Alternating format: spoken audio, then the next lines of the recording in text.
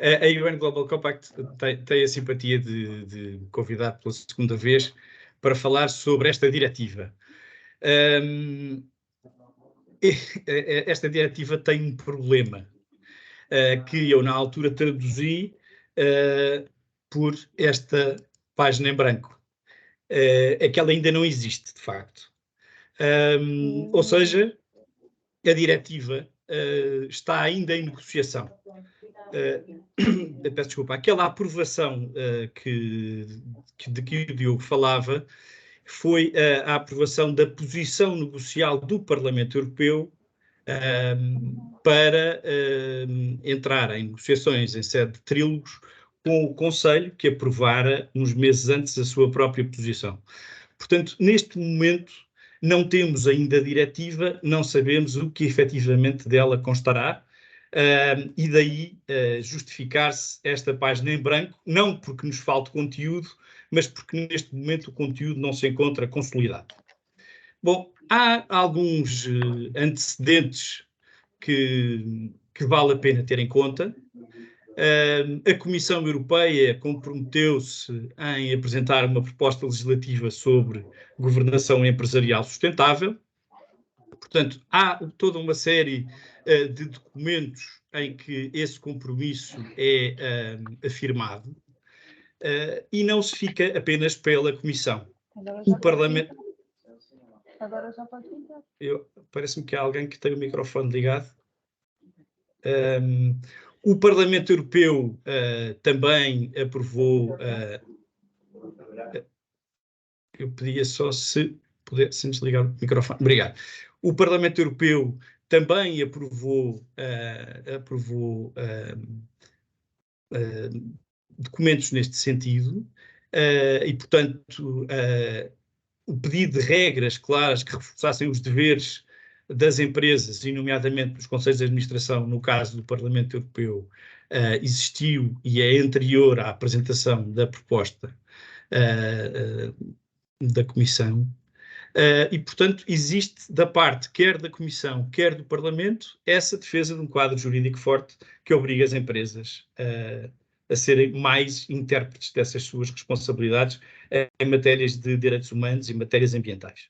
Bom, o próprio Conselho, que é sempre mais renitente em assumir posições muito taxativas relativamente a estes assuntos, no caso, também ele próprio defendeu que a Comissão apresentasse um quadro jurídico no domínio da governação sustentável das empresas.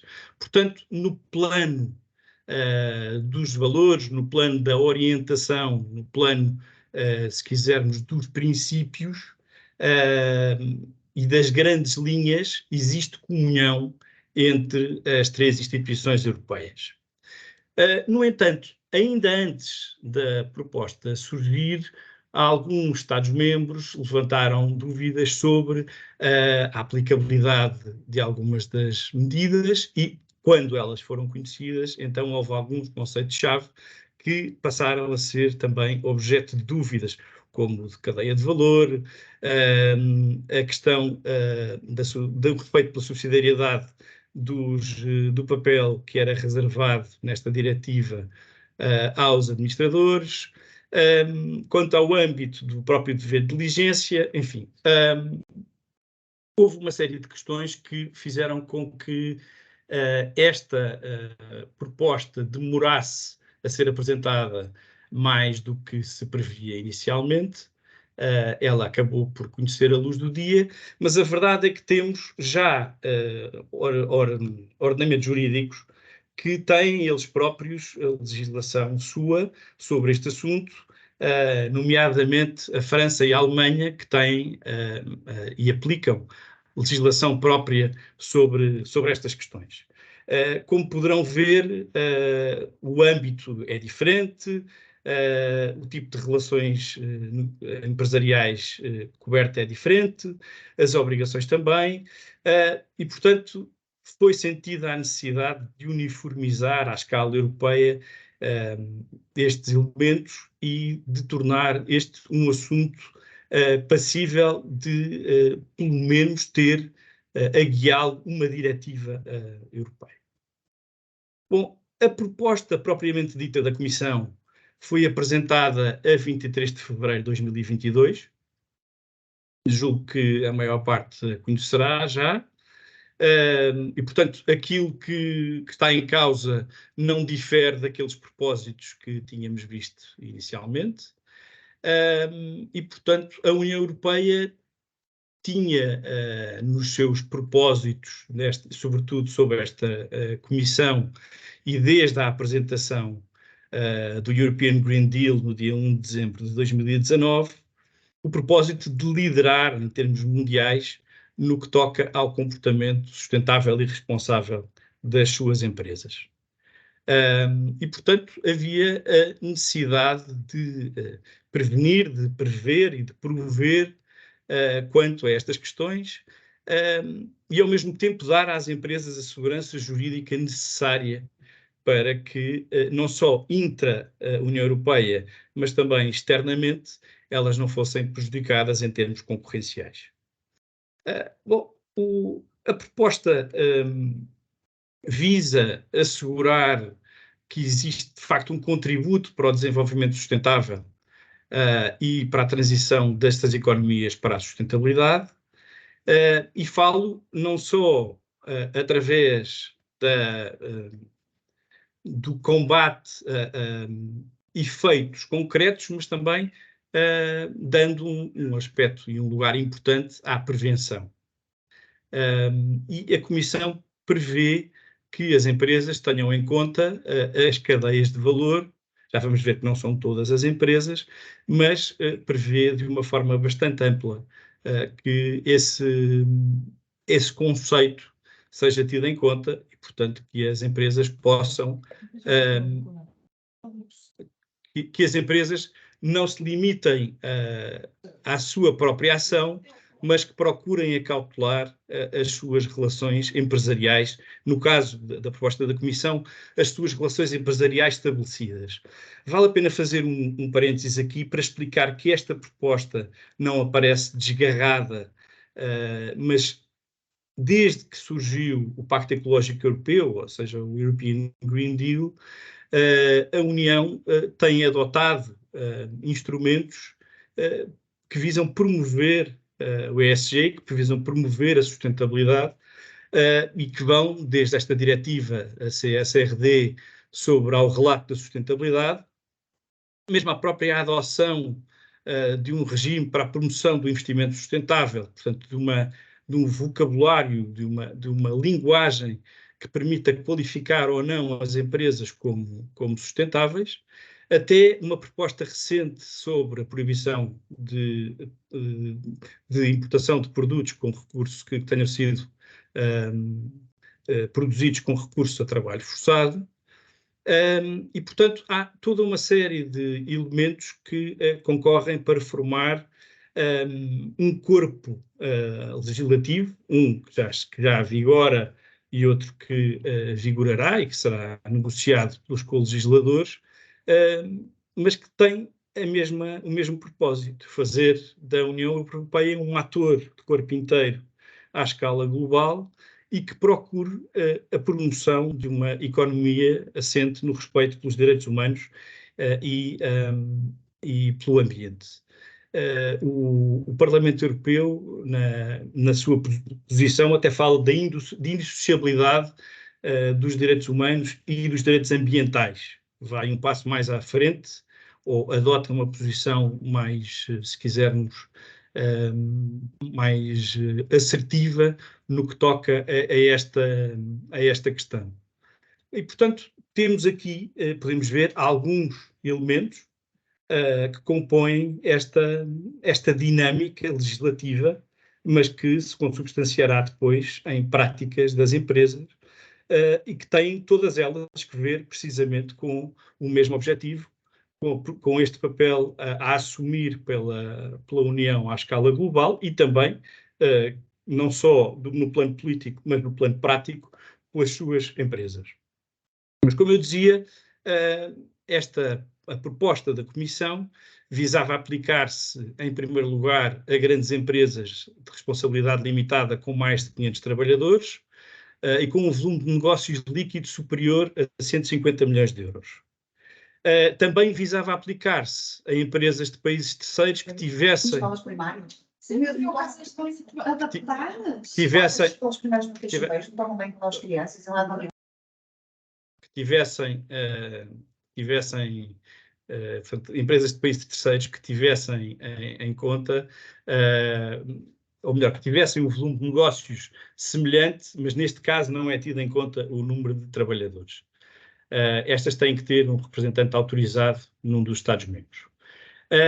Estávamos a falar, juntando este grupo primeiro com um segundo, de que vou falar a seguir, de cerca de 13 mil empresas da União Europeia e 4 mil de países terceiros. Era mais ou menos esse o valor estimado pela Comissão quando apresentou esta proposta. Bom, e depois temos um segundo grupo para setores de grande impacto, ou de maior risco, se quisermos, em que se baixa a fasquia para 250 trabalhadores e para um volume de negócios líquido superior a 40 milhões de euros. Portanto, estes incidem sobretudo sobre os têxteis, a agricultura e os recursos minerais, e são estes os setores identificados pela Comissão como aqueles mais passíveis de ter maior impacto. Portanto, foram por eles, foi pela Comissão identificada a necessidade de destacar este tipo de empresas e de baixar os limiares devido aos impactos potenciais que elas poderiam ter, sobretudo em termos ambientais, mas obviamente que não apenas só, porque sabemos como há casos gritantes de exploração humana, quer nos têxteis, quer na extração de minério, e portanto houve aqui uma atenção especial a alguns setores que se justificam na perspectiva da Comissão devido a estas questões que são cada vez mais prementes e cada vez mais passíveis de serem entendidas como afetando não apenas a ação de uma empresa, mas toda a sua cadeia de valor e que obviamente extravasam as fronteiras e que podem pôr em risco a vida das populações e de pessoas concretas e ao mesmo tempo do ambiente que as rodeia. E, portanto, a Comissão teve a preocupação de identificar estes setores e de, para eles, baixar significativamente estes limiares. Bom, de uma forma muito sintética, aqui estão as principais obrigações das empresas: a integração do dever de diligência nas suas estratégias, a identificação de efeitos adversos reais ou potenciais, a prevenção e a atenuação desses efeitos, controlar a eficácia e, ao mesmo tempo, comunicar periodicamente sobre o dever de diligência e o modo como o exercem, e reavaliar a natureza das suas relações empresariais a cada 12 meses. O conceito de relação empresarial, vamos ver que acaba por cair quer na proposta, quer na posição do Parlamento Europeu, quer na orientação geral adotada pelo Conselho. É claro que uma diretiva com estas características não poderia existir sem que fossem exigidas, quer à Comissão, quer aos Estados-membros, que, conjuntamente com as empresas, promovessem este tipo de práticas e este tipo de deveres. E, portanto, caberá à Comissão orientar a aplicação da diretiva e, portanto, é expectável que ela possa produzir cláusulas contratuais tipo que as empresas poderão ou não adotar, mas para facilitar e para tornar mais execuível a condução ou persecução destes objetivos e a condução desta prática de um modo que não seja meramente declarativo. E, portanto, cabe-lhes criar cabe à Comissão criar uma rede europeia de autoridades de supervisão e aos Estados-membros regimes de sanções aplicáveis em caso de violação das disposições da diretiva. Nada disto é especialmente original, e veremos que também nada disto funcionaria sem a intervenção da Comissão e dos Estados-membros, porque senão a multiplicação de soluções que esta diretiva visa, pelo menos, conter, e o abandono do recurso a práticas meramente voluntárias ou a grandes orientações como das Nações Unidas ou da OCDE, e, portanto, a passagem da soft law para uma hard law, ainda que por via de uma diretiva, o que significa que dará aos Estados-membros latitude para adequarem a diretiva aos seus ordenamentos jurídicos respectivos. Tudo isso está aqui patente e, portanto, a diretiva não se dirige apenas às empresas, embora sejam elas as principais destinatárias, ou proposta da diretiva, mas também à Comissão e aos Estados-membros que terão o seu papel a desempenhar nesta forma de atuar a partir do momento em que a diretiva for aplicável. Porque há uma diferença entre a entrada em vigor e a aplicabilidade destes instrumentos jurídicos. Bom, a Comissão previu que os administradores deviam ter uma especial referência e especial responsabilidade neste instrumento, e que mesmo parte do seu vencimento variável poderia estar ligado à forma como eles integravam estes deveres na condução das respectivas empresas. Esta é uma matéria polémica, que, vamos ver, esta interpretação não foi seguida pelo Conselho e, portanto, será um dos fatores em negociação nos próximos meses. Bom, fazendo um bocadinho a história desta proposta, ela nasceu envolta em algumas dúvidas e algumas críticas. Desde logo do próprio Comitê de Controlo da Regulamentação, que visa avaliar as avaliações de impacto, passa a redundância, e que a chumbou por 2 vezes.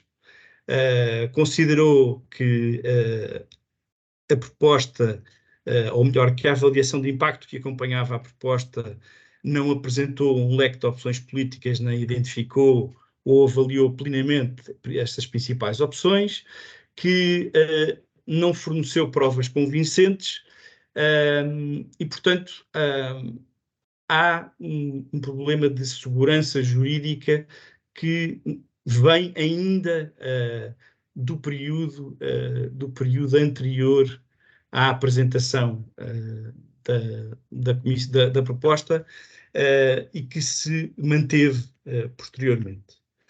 A Confederação das Confederações Patronais Europeias também se manifestou pelo menos bastante cética, para não dizer outra coisa, considerando que o sistema seria ineficaz e irrealista. E, portanto, defendia que a diligência devida se limitasse às cadeias de abastecimento, ou seja, a tudo o que fosse a montante da atividade de uma empresa, e tudo o que fosse ajusante lhes fosse retirado o ónus de cumprir. E, portanto, há um apoio, como se vê, genérico à adoção de um quadro europeu nestas matérias, mas, mais uma vez, o diabo está nos detalhes, se é que posso dizê-lo desta forma. Não há ninguém que negue a necessidade da adoção desta legislação,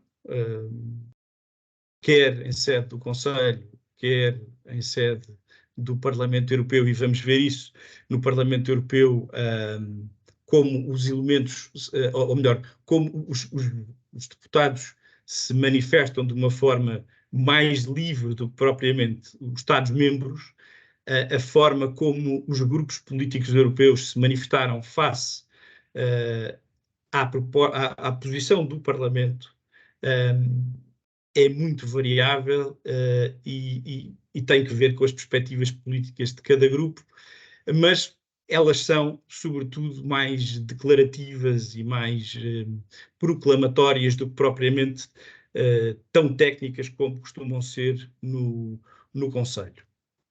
Mas, portanto, nesta pré-história da proposta, ou nesta história imediatamente subsequente à proposta, também o Conselho Económico e Social achou que haveria que clarificar conceitos. Portanto, esta visão de que alguma coisa não estava muito clara naquilo que era proposto, acompanha a proposta de diretiva ainda antes dela ter surgido, e assim continuou posteriormente.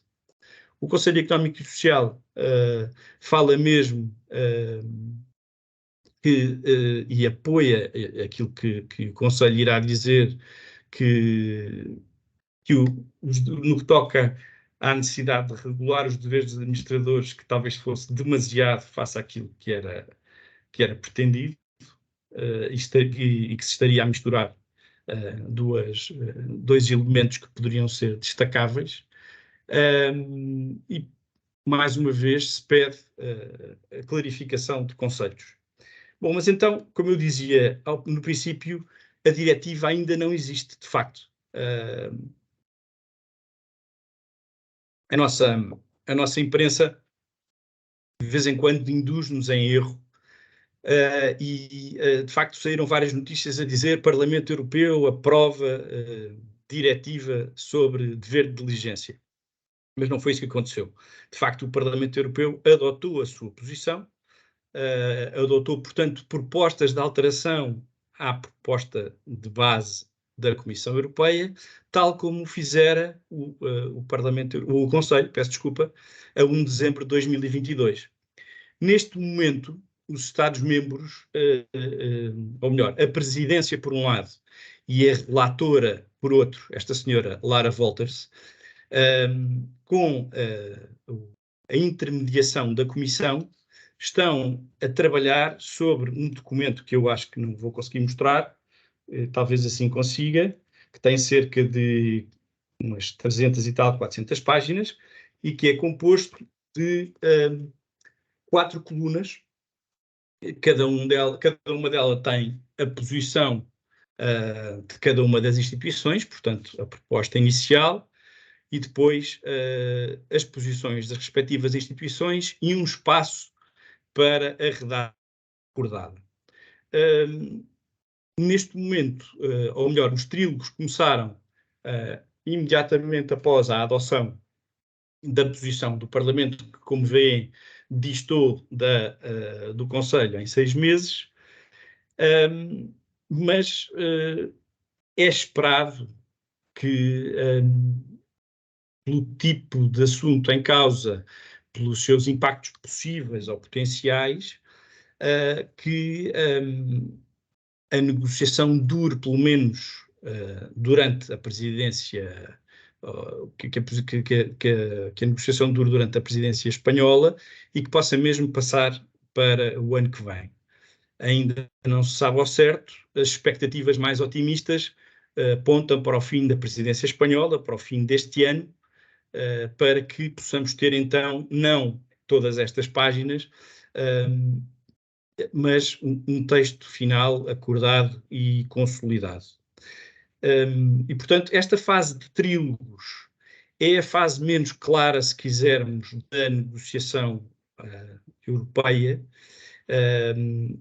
O que acontece é que as duas instituições confrontam e arguem as suas posições respectivas, como vos disse, com a mediação da Comissão Europeia, e após cada acordo provisório, no caso do Conselho, os negociadores, ou seja, a Presidência, tem que voltar ao Conselho ao Comitê de Representantes Permanentes, ao COREPER, onde têm assento os embaixadores dos Estados-membros, dizer-lhes: chegámos a este acordo provisório, podemos aceitar ou não. Normalmente, ou na maioria dos casos,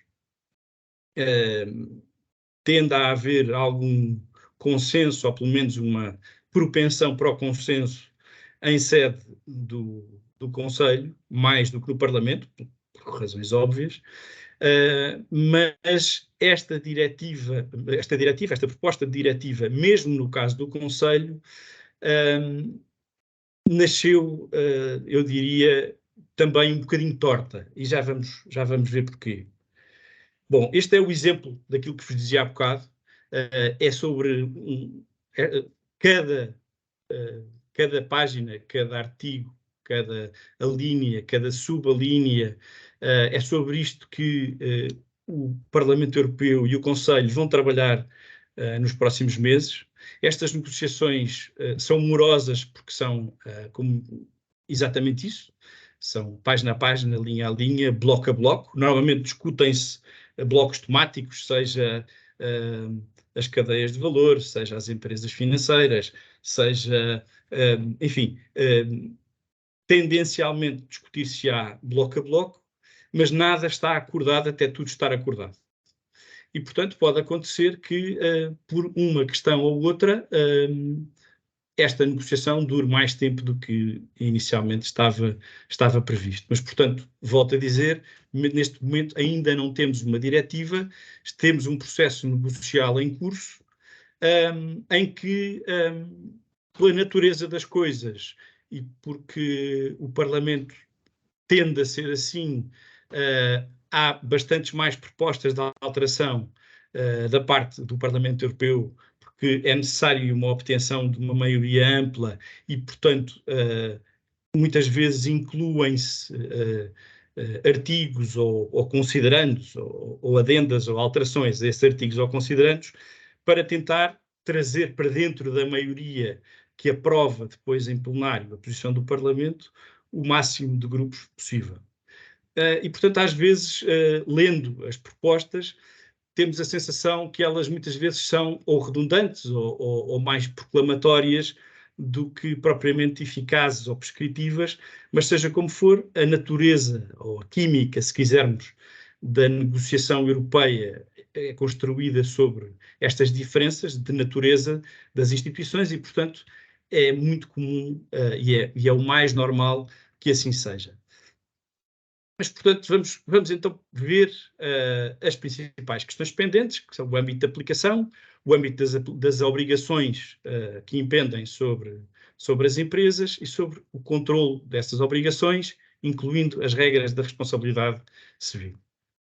Bom, todas as instituições querem um quadro horizontal de diligência devida, querem que as empresas integrem o dever de diligência nas políticas e nos seus sistemas de gestão de risco, querem que elas identifiquem os efeitos reais e potenciais que podem ter nos direitos humanos e no ambiente, querem tomar medidas para prevenir ou para pôr termo a efeitos deste género, quer que elas mantenham procedimentos de reclamação, querem que se controle a eficácia da diligência devida e que se comunique tudo isso.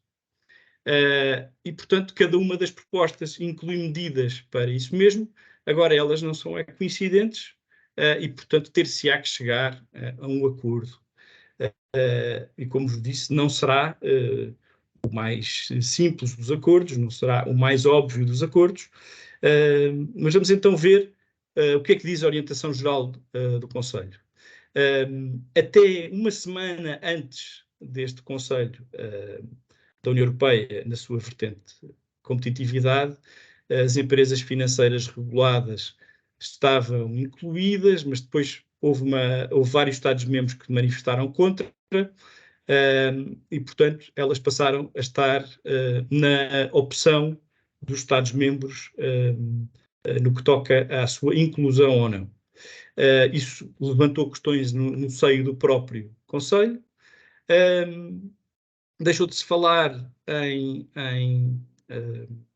passou a falar-se, peço desculpa, em parceiros empresariais e não em relações empresariais estabelecidas. Não é que seja muito diferente a redação do conceito propriamente dito, mas depois ver-se-á que, em sede de responsabilidade civil, haverá uma limitação no que toca à orientação geral do Conselho. Chama-se orientação geral à posição do Conselho.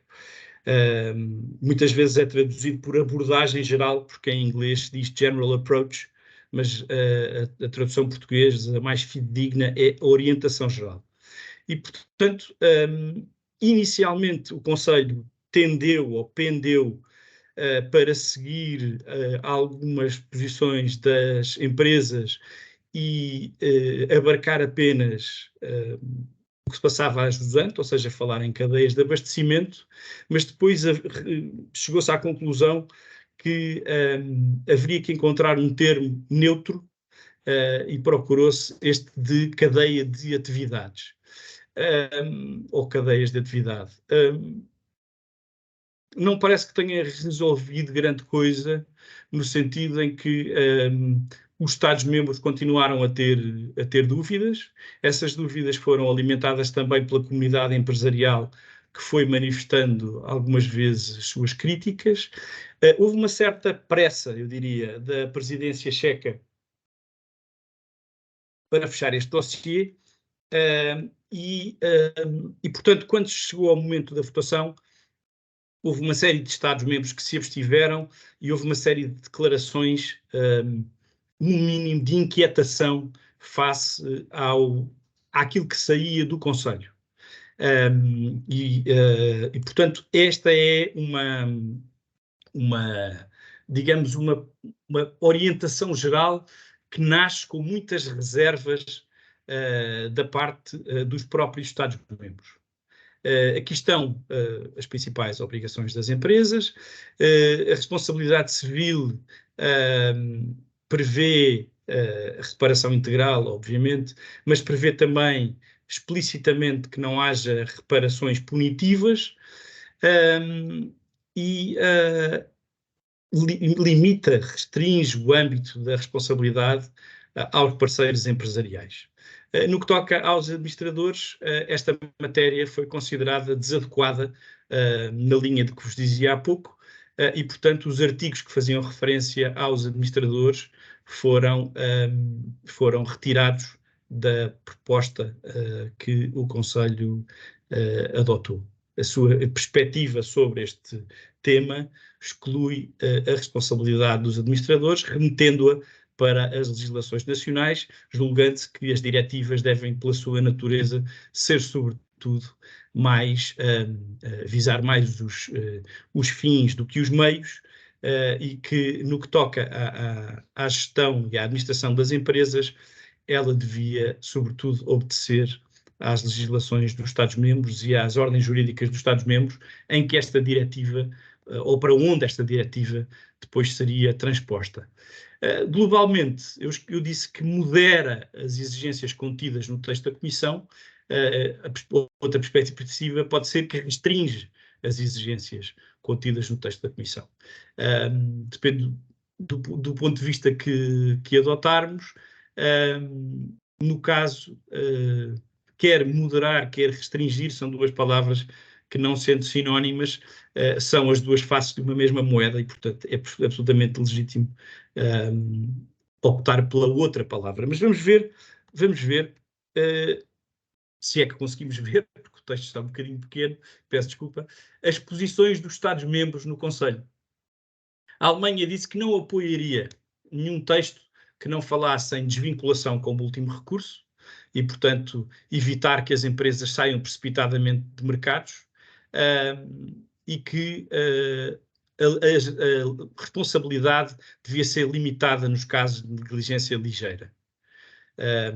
Ou seja, a Alemanha deixou nesta fase passar este documento, mas avisou a presidência que não apoiaria nenhum texto que não satisfizesse estas condições. E, portanto, em vez de haver uma orientação geral mais fechada, digamos assim, o que temos, pelo contrário, são uma espécie de votos de confiança nas capacidades negociais das presidências.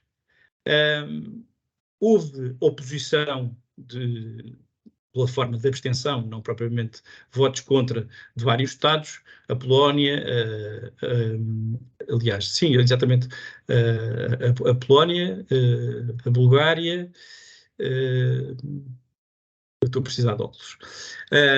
Aliás, a Lituânia, a Polónia, a Bélgica e a Áustria. A Estónia disse que não apoiava a orientação geral porque considerou que ela não era juridicamente clara. Também não ficou claro qual era a posição da Estónia, porque na ata desta reunião não foi possível encontrar, pelo menos eu não encontrei, o seu sentido de voto. Existe, portanto, uma série de dúvidas no que toca a estas matérias. Portugal veio chamar a atenção para a questão de que o facto das PME serem excluídas do âmbito não significa que elas não sofrerão repercussões e, portanto, deve ser garantido apoio para a sua adaptação.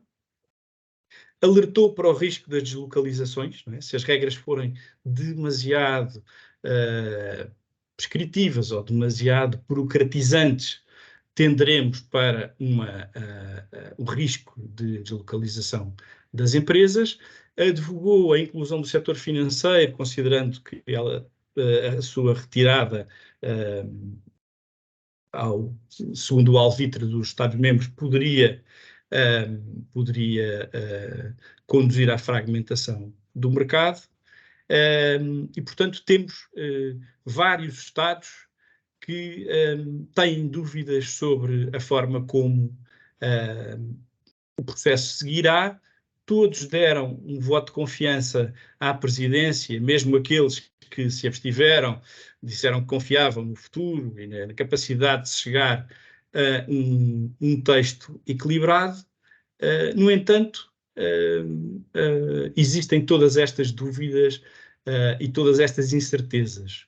O que, para um texto que já, quando, na sua forma de proposta legislativa, foi objeto de tantas dúvidas, faz temer pela sua estabilidade e pela sua segurança jurídica. Bom, o Parlamento Europeu adota uma posição própria e baixa, desde logo, os limiares no que toca ao número de trabalhadores e ao volume de negócios líquido. Introduz o conceito de empresa-mãe de grupo e também baixa este limiar para as empresas de países terceiros. Tal como a Comissão fizera, mantém os serviços às empresas financeiras reguladas e tal como a Comissão também clarifica que nem os clientes particulares, nem as PME devem ser considerados como fazendo parte da cadeia de valor. Embora abra a porta para um alargamento posterior da cadeia de valor. E, portanto, não é igual esta visão da visão do Conselho. Ela é globalmente ampliadora das exigências, elas são maiores, e ao mesmo tempo este limiar é reduzido para aumentar o número de empresas que ficam sujeitas à diretiva. Quer o Parlamento, quer o Conselho foram sensíveis à possibilidade de as respostas serem dadas a nível de grupo empresarial e, portanto, quer a posição do Parlamento, quer a posição do Conselho contemplam essa mesma possibilidade. Aqui temos... peço desculpa, andei por trás em vez de andar para a frente. Aqui temos estas principais obrigações. A responsabilidade civil, na responsabilidade civil há cunho mais prescritivo, prazo de prescrição de 10 anos, a legitimidade processual para agir é estendida, e há expressamente uma obrigação de manter os custos com as ações decorrentes destas matérias baixos. E, portanto, inclui-se a responsabilidade das filiais e mantém-se o dever de diligência dos administradores e, no que toca à remuneração variável, que era tratada pela proposta da Comissão, o Parlamento fala ou prevê para o caso de empresas com mais de 1000 trabalhadores. Portanto, há aqui uma visão diferente da do Conselho, se quisermos mais ampla e ao mesmo tempo mais incisiva sobre as empresas, e portanto haverá que encontrar um justo meio entre as duas. Bom, já depois de conhecido o texto que viria a ser a posição do Parlamento, mas ainda antes dele ser adotado, a Business Europe, que vos falei há pouco, aqui, peço desculpa, mas já agora vamos ver se conseguiram, e peço mais uma vez desculpa pelo tamanho da letra. Vamos só ver antes a posição dos grupos políticos.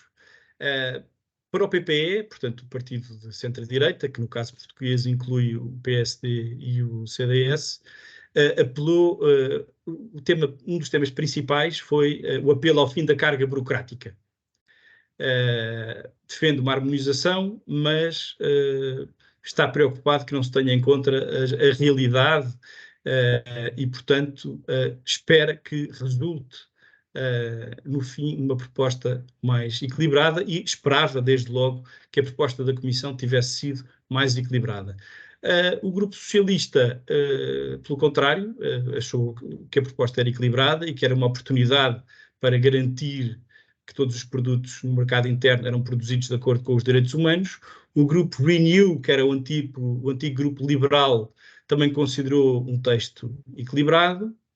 Os Verdes sublinharam a questão do acesso à justiça e o lugar que era reservado às vítimas, mas também, e isto é bastante importante, e foi o único que o terá feito, disse que os países em desenvolvimento também vão precisar de apoio para se adaptarem a esta legislação. O ECR, portanto, os conservadores, consideraram a proposta e a posição do Parlamento um abismo no que toca ao bom senso. E, portanto, considerou que não era impor mais encargos ou obrigações e custos às empresas que se faria prevalecer os direitos humanos e o respeito pelo meio ambiente. E, portanto, considerou que as empresas não eram agentes ou não deveriam ser agentes da Agenda 2030, considerou esta uma questão ideológica e, portanto, foi bastante contrária este grupo ECR, foi bastante contrário à proposta. Pelo contrário, o grupo ID, que está à direita deste grupo conservador, até percebeu a ideia de moralizar, dizem eles, o capitalismo, mas recomendou que se avançasse cautelosamente, dizendo que poderia haver o risco de desestabilizar setores inteiros. O grupo mais à esquerda, portanto, o grupo GUE, onde tem assento o Bloco de Esquerda e o Partido Comunista, considerou que isto era uma vitória para os direitos humanos, que tinha sido arrebatada essa vitória aos lobbies e que o poder das pessoas prevaleceu sobre o poder do dinheiro. Portanto, o tom das declarações dos grupos políticos, que têm nos seus expoentes máximos de uma ponta e da outra estes dois, dão conta do estado de espírito do Parlamento que votou estas medidas. Bom, mas eu dizia que a Business Europe, mas não só ela, assim que foi conhecido o texto que seria o texto final do Parlamento, considerou que deveria haver maior equilíbrio no que toca à responsabilidade jurídica, que reiterou a convicção de que a regulação dos deveres dos administradores não fazia parte deste quadro, que deveria haver uma coerência maior com aquilo que era disposto nos instrumentos internacionais, quer na ONU, quer na OCDE, e que era impossível que as empresas se concentrassem em cada um dos elementos das suas cadeias de valor. E, portanto, mostraram-se estas entidades, eu não incluí todas no slide seguinte, mas incluí algumas, mostraram-se preocupadas com a forma para onde caminhava a proposta do Parlamento. Alertaram para o risco de uma sobre-litigância, de uma litigância abusiva, ao dar-se essa possibilidade a tantas instituições. E, claro, o problema que vem desde o princípio alertou para a questão da clareza jurídica. Aqui estão alguns dos signatários desta carta conjunta ou desta comunicação conjunta, que são representantes de indústrias importantes à escala europeia, e todos eles se mostram preocupados com o caminho escolhido pelo Parlamento. Bom, a título de conclusões, como veem, está tudo ainda muito em aberto. Portanto, a notícia que dava conta da adoção desta legislação era manifestamente exagerada, tal como aquela notícia que dava conta da morte de Mark Twain e que ele próprio respondeu desta forma: as notícias da minha morte são exageradas.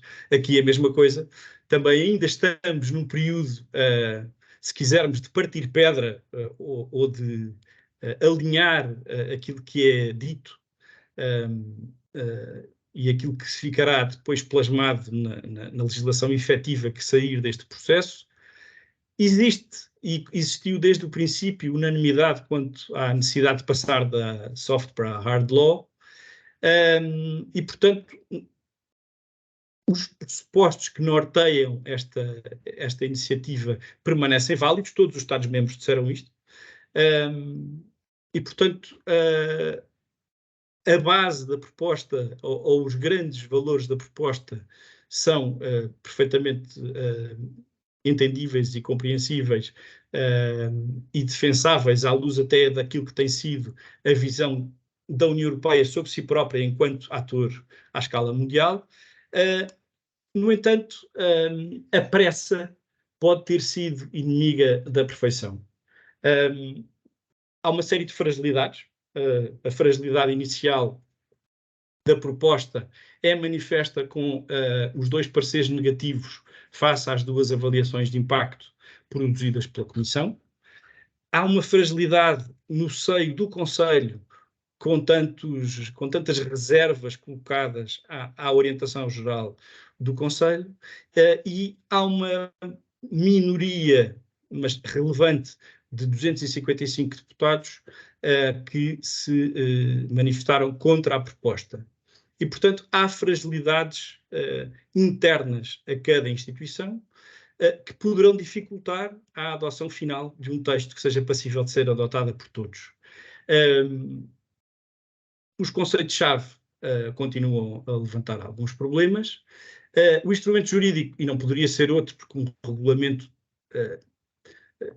seria difícil de ser aceito pelos Estados-membros, mas o instrumento jurídico disponível, a diretiva, presta-se a exponenciar a diferença de abordagens nacionais e, portanto, haverá quem transponha melhor e quem venha a transpor pior esta diretiva quando ela realmente chegar a bom porto, e poderá haver consequências negativas para a ação concreta das empresas.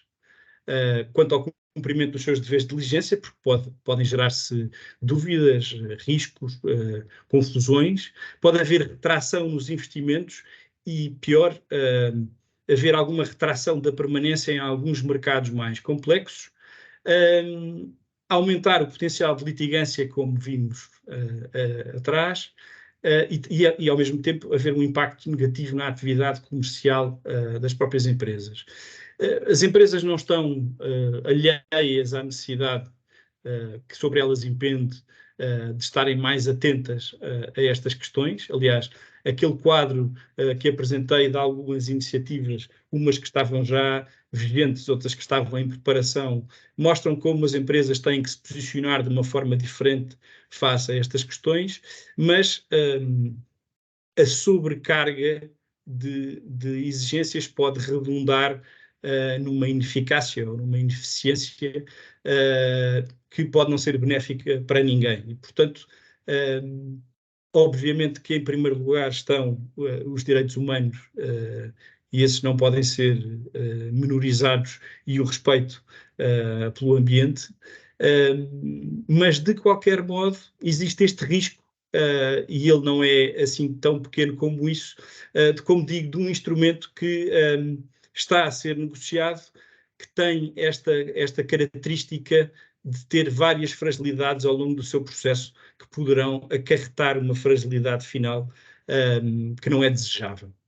Bom, e qual será o aspecto final da diretiva? Como vos disse, temos duas instituições com o auxílio e a mediação da Comissão, neste momento a negociar, a tentar obter um texto que seja aceitável por todos, e não é antecipável neste momento a sua formatação efetiva. Provavelmente a UN Global Compact terá a simpatia de me convidar quando então houver uma diretiva para podermos conversar sobre realmente as medidas fixadas e a forma como ela terá o seu aspecto final. Neste momento não sabemos, de facto. Tendencialmente, Comissão e Parlamento costumam alinhar mais de perto e costumam fazer um bloco contra o Conselho.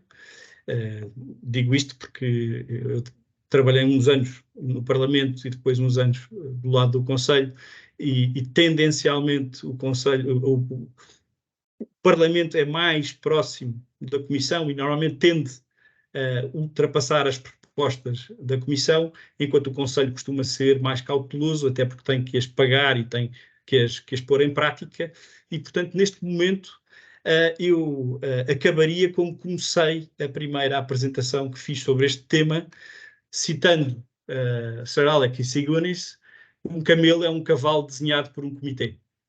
Portanto, de facto, é prematuro, não é que não saibamos os grandes contornos do que aqui está, não é que não saibamos as medidas preconizadas, não é que não saibamos as grandes linhas, mas realmente o que irá resultar preto no branco desta negociação está ainda a caminhar, e, portanto, este documento foi produzido a 6 de junho, 5 dias depois da adoção da posição do Parlamento,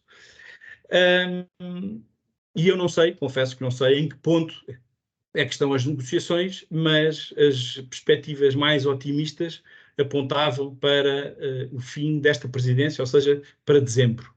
Há uma aceleração natural no fim de cada presidência para que elas tentem fechar os principais dossiês, e, portanto, a presidência espanhola será igualmente pressionada para o fazer.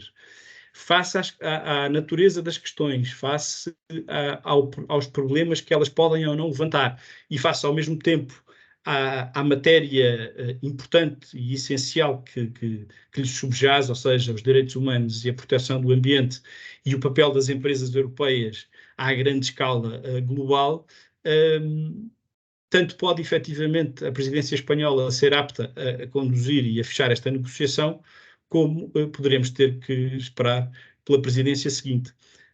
Tudo é possível. Neste momento não existem ainda dados que apontem num sentido ou no outro. Está tudo em aberto, mas embora saibamos que, apesar de não sabermos bem que animal resultará deste desenho final, sabemos para onde é que ele caminha e quais são, pelo menos, as grandes linhas que o orientam.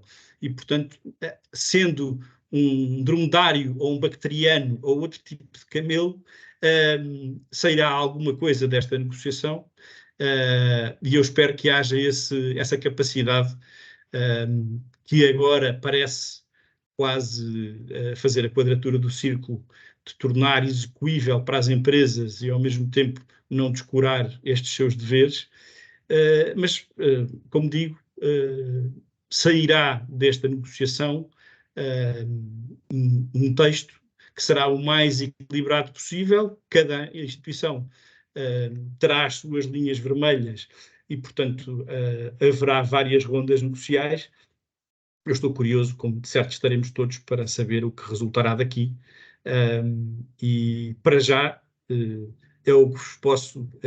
não queria terminar com um camelo, por isso, pelo menos, termino com uma das nossas salas de reuniões, e agradeço a vossa paciência. Peço desculpa por não poder dar-vos nenhuma conclusão desta história, mas de facto o camelo ainda progride lentamente por este deserto de palavras, que no caso não é um deserto, é uma proliferação delas, e será com base nela que sairá depois o texto final.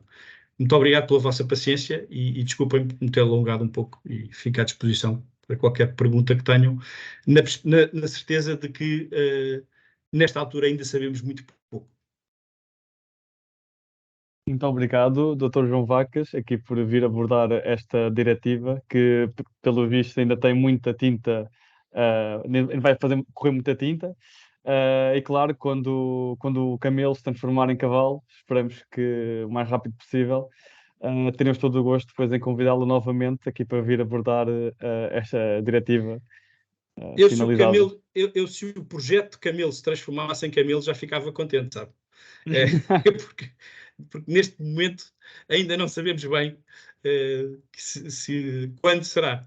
E, portanto, claro, para percebermos realmente o que incidirá sobre as empresas e para elas é importante este conhecimento, aliás, é essencial, é importante que se materialize para que depois os Estados possam transpor. Já agora, só uma nota, claro. o Conselho previu não a transposição, mas para a aplicabilidade da proposta, e, portanto, da diretiva, ainda um limiar maior para as empresas muito grandes, e, portanto, previu que primeiro a diretiva fosse aplicável a empresas com mais de 1000 trabalhadores e com um valor líquido, rendimento líquido de 300 milhões de euros. E, portanto, teremos ainda mais, se essa proposta do Conselho vingar, teremos, portanto, uma aplicabilidade de 3 anos, 4 anos e 5 anos, de acordo com o número de pessoas e com o valor anual líquido das empresas. É só mais um elemento distintivo. Mas, como vos digo, há muitos outros, porque o Parlamento é muito fértil na produção de propostas alternativas, e elas têm que ser depois calibradas face às do Conselho, e tudo isto levará algum tempo. É isso, vamos ver o que é que vai sair daqui, não é? Como costuma dizer. Pronto, não querendo alongar aqui muito a sessão, quero só aqui abrir espaço então para se alguém tiver algum ou intervir através do chat. Eu acho que fiquei sem... Reforço que essa apresentação está a ser gravada e vai ser disponibilizada no nosso canal do YouTube, e também vos será essa apresentação também será enviada para quem se registou. Se não houver questões, que acho que por enquanto parece que ninguém teve dúvidas, é bom sinal, parece que foi tudo Eu muito tenho claro. imensas, não, Okay. vejo aqui uma mão, eu tenho imensas, Está aqui uma mão, dúvidas, exato. devo dizer. Sim, Clara, força. Olá, bom dia a todos e muito obrigada por esta apresentação. A minha dúvida é uma coisa muito específica e é quase um pormenor, mas queria só tirar aqui esta dúvida, que se é mesmo só um pormenor ou não, que é, quando falamos aqui das empresas que serão abrangidas, fala-se em responsabilidade limitada. E eu não tinha visto esta especificidade escrita, por exemplo, nos undertakings abrangidos pela CSRD. E queria só perceber qual é que foi aqui esta necessidade de escrever empresas de responsabilidade limitada, ou se simplesmente não tem aqui nenhuma grande implicação. Não tem, eu julgo que não tem nenhuma grande implicação. as grandes empresas que são cobertas por esta diretiva são todas elas de responsabilidade limitada. Portanto, não me parece que haja uma implicação que tenha sido algo que tenha sido incluído de uma forma propositada ou mais dirigida.